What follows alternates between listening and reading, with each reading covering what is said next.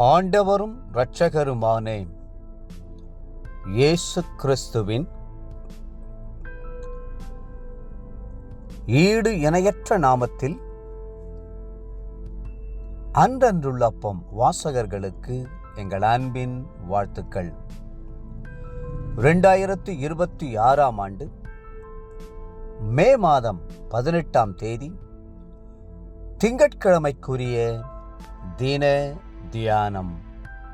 இன்றைய தலைப்பு சுக வாழ்வு.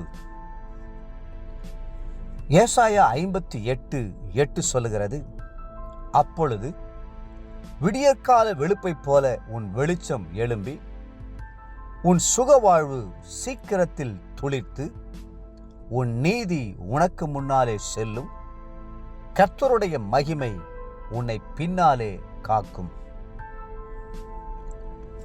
சுக வாழ்வு கர்த்தரிடத்திலிருந்து நமக்கு கிடைக்கிறது என்பது எவ்வளவு பெரிய ஆசீர்வாதம். வியாதியின் மேல் வியாதியும் தாங்க முடியாத பலவீனங்களும் மனிதனுடைய வாழ்க்கையை ஒடுக்கும் போதுதான் சுகத்தின் அருமையும் ஆரோக்கியத்தின் அருமையும் அவன் உணர்ந்து கொள்கிறான். நிழலின் அருமை வெயிலில்தான் தெரியும். ஆரோக்கியமாக வாழ்கிற மனிதன் கர்த்தர் கொடுத்த ஆரோக்கியத்தை எண்ணி பார்த்து கர்த்தருக்கு நன்றி சொல்வதில்லை. நோய் வந்து ஒடுக்கும் போதோ கர்த்தரை தூஷித்து விடுகிறான், அவமதிக்கிறான். எனக்கு ஏன் இந்த வியாதி என்று முறுமுறுக்கிறான். நாம் ஆரோக்கியம் உடையவர்களாய் விளங்க வேண்டும் என்பதுதான் கர்த்தருடைய நோக்கமும் சித்தமுமாய் இருக்கிறது. கர்த்தர் நமக்கு தெய்வீக சுகத்தையும் தெய்வீக ஆரோக்கியத்தையும் வாக்களித்திருக்கிறார். நோய் வந்த பின்பு கர்த்தருடைய கிருபையால் நமக்கு கிடைப்பது தெய்வீக சுகம். வியாதியே வராமல் இருப்பது தெய்வீக ஆரோக்கியம். உன் தேவனாகிய கர்த்தரின் சத்தத்தை கவனமாய் கேட்டு அவர் பார்வைக்கு செம்மையானவைகளை செய்து அவர் கட்டளைகளுக்கு செவி கொடுத்து அவருடைய நியமங்கள் யாவையும் கைக்கொண்டால், நான் எகிப்திற்கு வரப்பண்ணின வியாதிகளில் ஒன்றையும் உனக்கு வரப்பண்ணேன், நானே உன் பரிகாரிக கர்த்தர் என்று கர்த்தர் சொல்கிறார். யாத்ராகமம் 15:26. தேவ ஊழியரான சைமன் ஸ்டான்லி என்பவர் 1953ஆம் ஆண்டு சென்னை கிறிஸ்தவ கல்லூரியிலே கல்வி பயின்றார். அவர் கல்லூரியிலே படிக்கும்போது இயேசு கிறிஸ்துவை ஏற்றுக்கொண்டு அவருடைய ஊழியத்திற்கு தன்னை அர்ப்பணித்தார். அப்பொழுது அவர், ஆண்டவரே, நான் உம்முடைய ஊழியத்தை உண்மையும் உத்தமமாய் செய்ய விரும்புகிறேன்.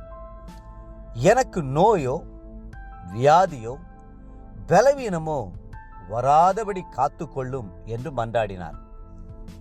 கர்த்தர் அவருடைய ஜெபத்தை கேட்டு தெய்வீக ஆரோக்கியத்தை தந்தார்.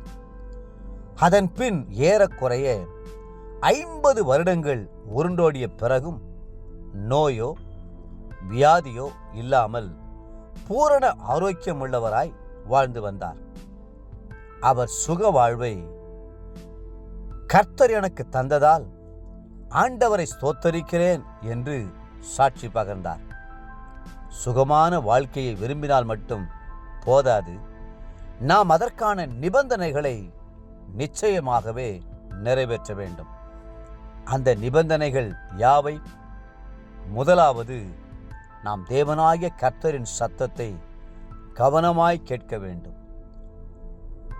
இரண்டாவது, கர்த்தருடைய பார்வைக்கு செம்மையானவைகளை செய்ய வேண்டும்.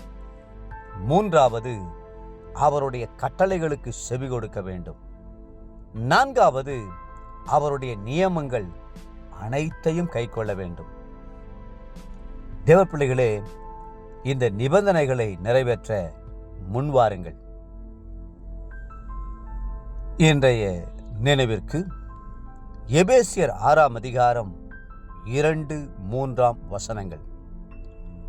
உனக்கு நன்மை உண்டாயிருப்பதற்கும் பூமியிலே உன் வாழ்நாள் நீடித்திருப்பதற்கும் உன் தகப்பனையும் உன் தாயையும் கனம் பண்ணுவாயாக என்பதே வாக்குத்தத்தமுள்ள முதலாம் கற்பனையாயிருக்கிறது.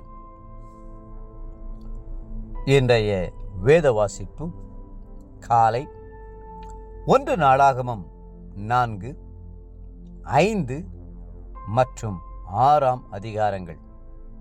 மாலை யோவான் 6 அதிகாரம் 1 21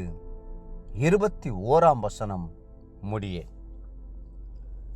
அன்புக்குரிய அன்றன்றுள்ளப்பம் வாசகர்களே, மீண்டும் உங்களை வாழ்த்துகிறோம். கர்த்தர் உங்களை ஆரோக்கியமாய் சௌக்கியமாய் இருக்க பண்ணுவார். கர்த்ததாமே உங்களை ஆசீர்வதித்து மென்மேலும் உயர்த்துவாராக. ஆமென்.